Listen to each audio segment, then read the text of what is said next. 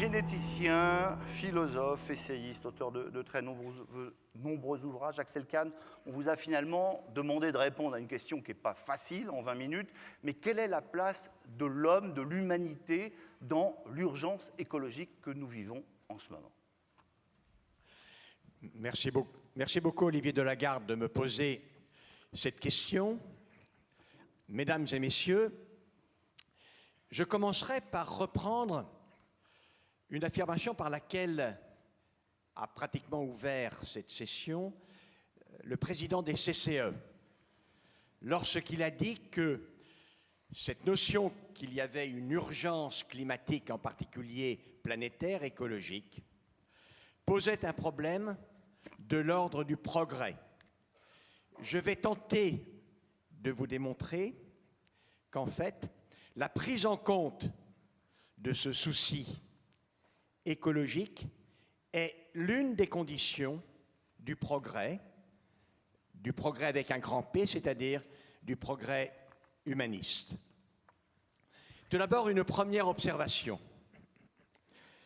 Cela fait relativement longtemps que les êtres humains ont commencé de modifier l'environnement. Un exemple que tout le monde connaît est celui de l'île de Pâques, qui est habitée vers les ans 800, 1000, et qui, dès le XVIe siècle, connaît une crise écologique majeure avec disparition de la végétation, des sources de subsistance, entraînant un déclin dramatique de la population. Malgré ces phénomènes, l'ancienneté des crises environnementales,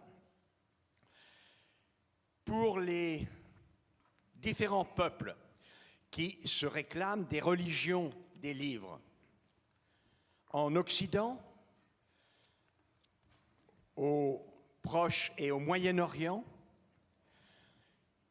l'attitude est caractérisée par une certaine insouciance du monde dont l'usufruit, en quelque sorte, aurait été accordé aux humains par leur créateur. Et de fait, à lire le début de la Bible, la Genèse, il est possible de l'interpréter ainsi.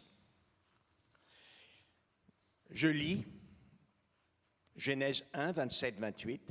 « Ayez des enfants, devenez nombreux, peuplez toute la terre et dominez-la. Soyez les maîtres des poissons dans la mer, des oiseaux dans le ciel et de tous les animaux qui se meuvent sur la terre. » Et Yahweh ajouta, « Sur toute la surface de la terre, je vous donne les plantes produisant des graines et les arbres qui portent des fruits, avec pépins et noyaux. Leurs graines ou leurs fruits vous serviront de nourriture. Vous inspirerez désormais la plus grande crainte à toutes les bêtes de la terre, aux oiseaux, aux petits animaux et aux poissons. Vous pourrez disposer d'eux. Tout ce qui remue et qui vit pourra vous servir de nourriture. » Et de fait, c'est bien ce que, durant des millénaires, 2 millénaires environ, les peuples ont fait. D'ailleurs, il faut reconnaître que le progrès dont a parlé votre président, qui naît dans sa conception actuelle au XVIIe siècle et qui est vu comme le moyen pour nos semblables de se rendre comme maîtres et possesseurs de la nature. La citation est de Descartes, ainsi que l'optimisme progressiste du siècle des Lumières, du XVIIIe siècle, prolonge en quelque sorte cette bonne conscience de l'exploitation sans remords des ressources de notre planète, qui était déjà en quelque sorte légitimée par la Bible. L'origine du mot écologie est relativement récente, elle date fin du XVIIIe, XIXe siècle, mais surtout, l'écologie dans le sens qu'on lui donne aujourd'hui, celui d'une prise en compte des nécessités comportementales, politiques, que crée l'état du monde et le fait qu'il y a un état d'urgence pour la planète ne date que de la deuxième moitié du XXe siècle.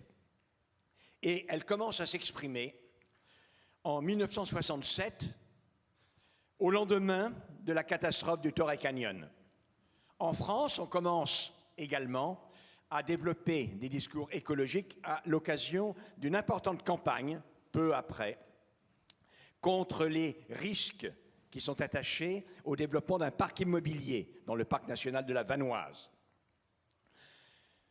Ces dates sont importantes à considérer parce que, comparées aux religions multimillénaires, comparées au libéralisme qui date du XVIIe siècle dans sa conception philosophique et politique et plutôt du XVIIIe dans sa vision économique, comparé aux différentes formes du socialisme qui datent du XIXe siècle, la seule idée politique récente et neuve, c'est le souci écologique. C'est la seule idée politique vraiment neuve. Celui qui a, de manière la plus définitive, en tout cas la plus déterminante, posé les questions et fondé cette pensée, c'est le philosophe Hans Jonas, dans plusieurs de ses injonctions que je vous rappelle. Jamais l'existence ou l'essence de l'homme, dans son intégralité, ne doivent être mises en jeu dans les paris de l'agir. Ensuite, agis de façon que les effets de ton action soient compatibles avec la permanence d'une vie authentiquement humaine sur Terre. Et enfin, inclus dans ton choix actuel l'intégrité future de l'homme comme objet secondaire de ton vouloir. Dans son livre « Le principe responsabilité », d'où j'ai extrait ces injonctions, Hans Jonas nous rappelle cette observation d'Antoine de Saint-Exupéry. Nous n'héritons pas de la planète de nos parents, mais nous l'empruntons en réalité à nos enfants. Et il s'avère qu'elle est menacée de différentes manières par le développement de la technique et les nécessités de l'économie. Changement climatique, montée du niveau des océans, pollution, dégradation des sols, indisponibilité en eau potable renouvelable, progression de la désertification. Or, et c'est en cela que l'écologie devient une composante indispensable de l'humanisme et du progrès humaniste. La planète sera habitée par nos petits-enfants et leurs descendants, par les générations futures. Nous en sommes responsables de ces générations futures à un double titre. D'abord, par le fait que nous sommes à l'origine de leur procréation, mais également parce que nous savons très bien que ces générations seront évidemment des êtres humains dont la valeur et les droits seront exactement ceux dont nous nous prévalons nous-mêmes. Nous savons pour l'essentiel ressentir les mêmes joies, avoir les mêmes besoins que nos ancêtres, craindre les mêmes dangers.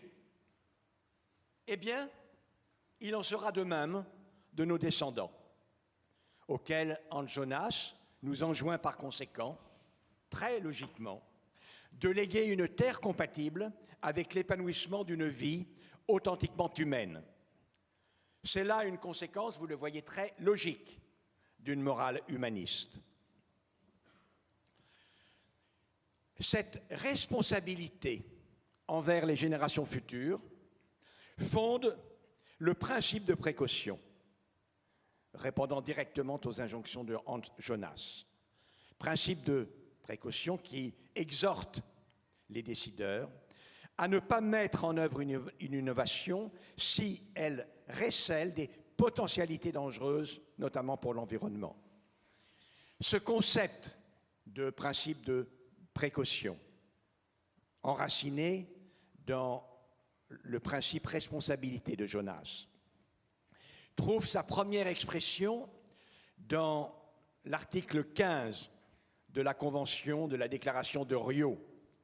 En cas de risque de dommages graves ou irréversibles, l'absence de certitude scientifique absolue ne doit pas servir de prétexte pour remettre à plus tard l'adoption de mesures effectives visant à prévenir la dégradation de l'environnement. Et en France, c'est ensuite, en 1995, la loi Barnier.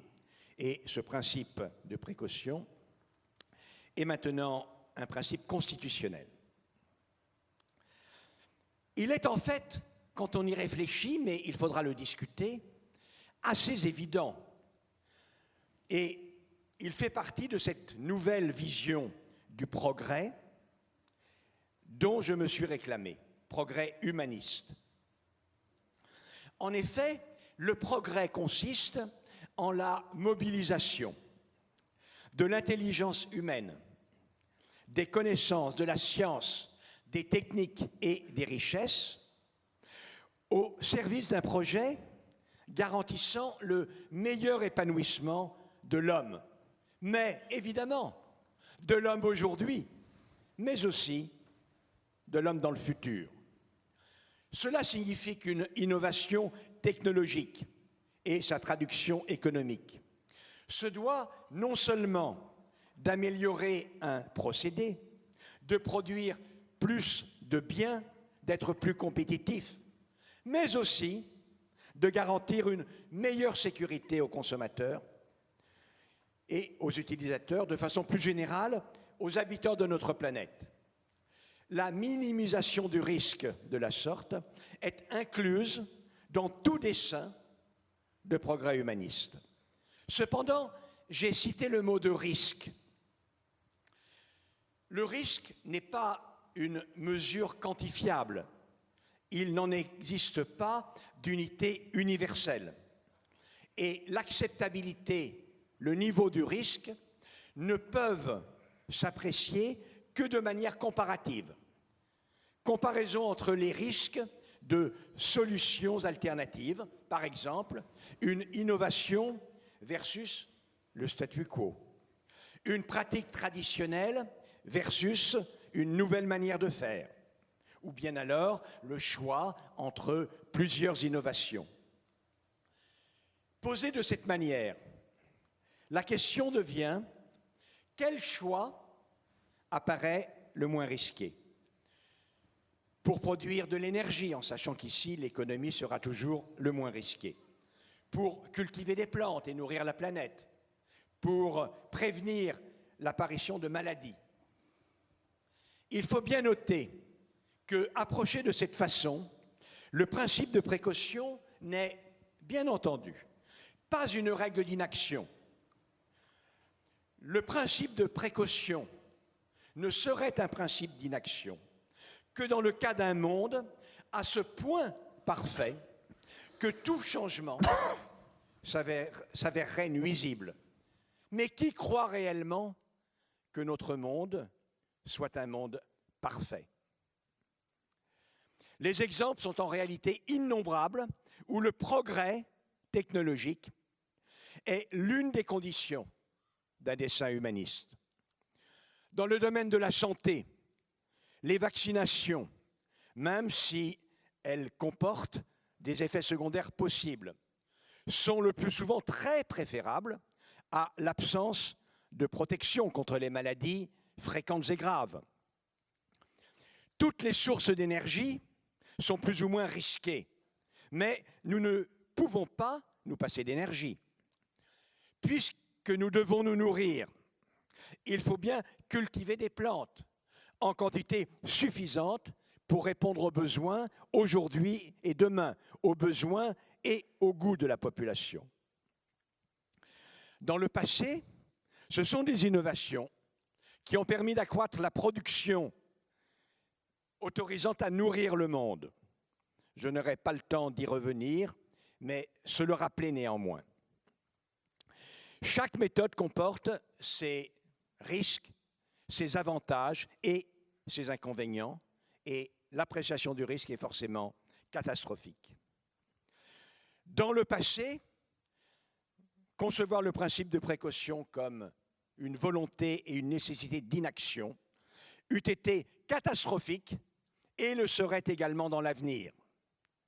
Mais l'avenir exige de comparer effectivement, systématiquement, avantages et risques potentiels de toutes les nouvelles manières de faire. L'appréciation du risque et de ses conséquences à moyen et à long terme sur l'environnement, sur les conditions de vie d'épanouissement des générations actuelles et futures, toutes les décisions qu'elles impliquent incombent évidemment à chacune et à chacun d'entre nous, mais, il faut le noter, demeurent fondamentalement irréductibles à l'autorégulation des marchés et procèdent de ce fait obligatoirement du concept de bien commun. Et c'est là, par conséquent, une question éminemment politique dans le sens national, international, de politique économique ou industrielle. Le pape François l'a rappelé en 2015 de manière éloquente dans son encyclopédie Laudato Si. Encyclique, j'ai dit encyclopédie, encyclique. Je lis ce paragraphe 190. Il faut toujours se rappeler que la protection de l'environnement ne peut pas être assurée uniquement en fonction du calcul financier, des coûts et des bénéfices. L'environnement fait partie de ces biens que les mécanismes du marché ne sont pas en mesure de défendre ou de promouvoir de façon adéquate. Une fois de plus, il faut éviter une conception magique du marché qui fait penser que les problèmes se résoudront tout seuls par l'accroissement des bénéfices des entreprises ou des individus. Est-il réaliste d'espérer que celui qui a l'obsession du bénéfice maximum s'attarde à penser aux effets environnementaux qu'il laissera aux prochaines générations? Dans le schéma du gain, il n'y a pas de place pour penser au rythme de la nature, à ses périodes de dégradation et de régénération, ni à la complexité des écosystèmes qui peuvent être gravement altérés par l'intervention humaine. De plus, quand on parle de biodiversité, on la conçoit, hélas souvent au mieux, comme une réserve de ressources économiques qui pourraient être exploitées. Mais on ne prend pas en compte suffisamment et sérieusement, entre autres, la valeur réelle des choses, leur signification pour les personnes et les cultures, les intérêts et les nécessités des pauvres. Terminons cette introduction sur cette notion, l'homme et la planète, état d'urgence, par un rappel sur la responsabilité auquel Hans Jonas a donné le titre de son livre fondateur. La responsabilité est l'apanage de l'être humain. En tant que se revendiquant libre, il est conscient, quand il agit, qu'il aurait pu agir différemment et que par conséquent, il ne peut pas se dissocier de ce qu'il fait, non plus que des conséquences prévisibles de ses actions. Chacun d'entre nous est ce qu'il fait. La notion d'un homme qui serait un saint homme, d'une femme qui serait une sainte femme, mais dont les actions seraient extrêmement néfastes et nuisibles aux autres, n'est pas possible. Quiconque se comporte de cette manière ne peut moralement s'en considérer quitte. L'homme, par conséquent, et je l'ai rappelé, et vous le savez tous, même les climato-sceptiques, il ne s'agit pas ici, en l'occurrence, de rentrer dans ce débat scientifique En dehors du climat, nous connaissons tous les problèmes de pollution, de désertification. Nous savons que l'état d'urgence a été décrété sur la planète. C'est exact, c'est incontestable. Il en va des conditions d'épanouissement des humains dès aujourd'hui et ceux de demain encore plus. De leur sort, celui de nos petits-enfants et de leurs descendants. Nous sommes de la sorte pleinement responsables. Merci.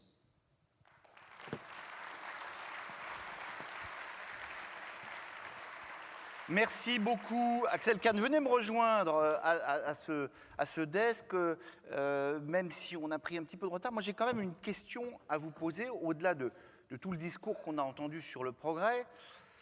Axel Kahn, l'être humain est un être très mal fichu. Quand un poulain, il faut quoi? Quelques heures à un poulain pour savoir marcher et se débrouiller dans la vie. Pour un être humain, il faut attendre 18 ans et encore avant qu'il arrive à voler de ses propres ailes. Grâce à son intelligence, l'être humain est parvenu à se protéger du monde, se protéger d'une nature qui lui était hostile, gagner en espérance de vie, gagner énormément en confort, réussir à dominer finalement le monde. Doit-il aujourd'hui, pour des raisons climatiques, renoncer à son mode de vie? La réponse est en réalité assez évidente. Pour quelle raison l'homme a-t-il ainsi dominé le monde à son profit? Pour manger à sa faim, pour se guérir des maladies. C'est évidemment pour vivre mieux, vivre plus longtemps, être heureux, s'épanouir. Dès lors qu'il observe qu'il existe des conséquences de ses actions qui remettent en jeu au futur ses conditions de vie, le plaisir qu'il trouve dans la nature, voire même, par certains aspects, sa santé, voire même l'habitabilité de certaines régions du globe, voire même la fourniture de nourriture suffisante avec la désertification. Alors, la même conception du progrès qui l'a amené à développer la médecine doit l'amener naturellement à prendre à bras le corps ce nouveau défi. Merci, Axel Kahn. Allez, je ne vous retiens pas plus longtemps. Merci à vous d'être passé par ce mondial des CCE. On va passer évidemment à notre première plénière avec nos débatteurs. Mais avant de les retrouver, on va d'abord retrouver les comédiens de guichet fermé.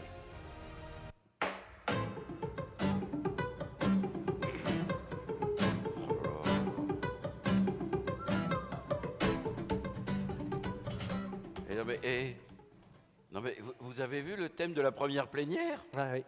Ouais, l'homme et la planète. Réconcilier l'entrepreneur et la nature. Ah bah ça, un jour, il faudra bien y passer. Hein. Non mais attends, vous trouvez pas ça un petit peu bizarre qu'on démarre par ça, comme ça, au saut du lit? Ah bah il y a deux écoles. Soit ils ont voulu évacuer le problème d'entrée de jeu, hein, soit ils nous ont pris au saut du lit pour que ça passe mieux. Parce que tu crois que ça a été voulu, pensé. Peut-être même piloté. Mais par qui? Par qui? Qui nomme les conseillers au commerce extérieur? Le premier ministre. Voilà, oui, le Premier ministre. Mais c'est dingue! Non, mais je les entends d'ici.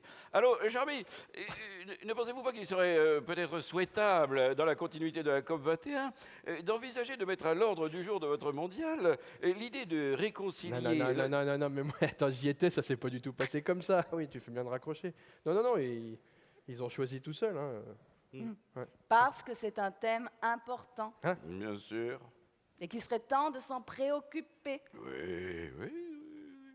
J'ai l'impression que ça ne te concerne pas, là. Hein. Si, je me sens aussi concerné qu'un type qui vote écolo et qui achète une perceuse fabriquée en Chine. Oui. En fait, d'un côté, tu te rends compte que le combat est primordial pour la planète, mais de l'autre, tu regardes ton... Mon ROI. Ouais. A return on invest. Mais je comprends pas. Je pensais qu'aujourd'hui, avec l'empreinte carbone, on était obligés Non, mais ça, non, c'est pas possible, ça. En Chine, ils relèvent pas les empreintes, ils sont trop nombreux. Donc pour vous, tout ça, c'est qu'une histoire de sous, quoi. Ah, officiellement, non. Officiellement, non, mais enfin, quand tu vois ce que les Bretons ont fait des portiques écotaxes, tu te dis qu'il doit y avoir un lien quand même, hein. Parce que hein, dans écotaxe, t'as éco, puis il y a taxe aussi. Tu vois le rapport? Mais qu'est-ce qu'on peut faire? Attendre. Attendre quoi? Eh ben attendre que le développement durable ne coûte plus, mais rapporte durablement. Et alors, on attend comme ça, les bras croisés. Ben, on n'a pas tellement le choix. Hein. Tant que les Américains ont du pétrole, nous... Non, mais on bricole des trucs hein, pour faire patienter. Mais quel truc? Eh ben, quel truc des éoliennes, des Vélib, des films. Tiens, demain, vous l'avez vu demain? Hier. Non, demain. Oui, j'ai vu hier. Ah oui, pardon. Oui, eh ben demain, 1 million d'entrées. Eh ben, pendant ce temps-là, les gens se posent pas d'autres questions, ça dure 1 ou 2 ans, comme ça. Du temps que les types se demandent comment un gars il va faire pousser 3 tonnes de pommes de terre sur 1 mètre carré, ben, ils pensent pas à autre chose. Puis Nicolas Hulot nous a bien aidés. Hein. Ah oui. Ah oui. J'y vais. Oh, j'y vais pas. J'y vais. Oh non, j'y vais pas. Ah, j'y vais. Oh putain, j'y vais pas. Ouais, voilà, ouais, on attend quoi. Ah non, ça je vous le dis. Hein. Dès que les Américains ont trouvé comment fabriquer des panneaux solaires pas chers et comment faire 800 km dans une voiture électrique, là on s'occupera de la planète. Mais ça prendra peut-être 10 ans. Mais alors où est le problème? Ouais, puis, non, mais en plus 10 ans avec les États-Unis, on a pris l'habitude d'en avoir 10 ans de retard. Hein. En plus 10 ans, c'est pas beaucoup. Hein. Mais c'est incroyable, vous êtes battus d'avance. Pas du tout, pas du tout. Il y a des Français qui font du très beau business là-bas. On est même devant les Américains. Oui, c'est pas toujours le cas non plus, mais enfin, oui. Par exemple, rappelez-vous le Minitel et les premiers Macintosh. Bon, ben, en termes de look, ça se ressemblait quand même pas mal. Puis au final, il n'y a pas eu tellement photo. Hein. Bon, moi je vais assister à la conférence et vous ne m'avez pas du tout convaincu là. Oh, bah, ça on a l'habitude. Non, mais c'est bien que ça soit le matin, parce que comme ça, ce soir, elle aura oublié. Ah, oui. Magali Mattesi, Dominique Bastien, Maxime Julia sur des textes de Jean-Louis Rapini, la compagnie Guichet Fermé.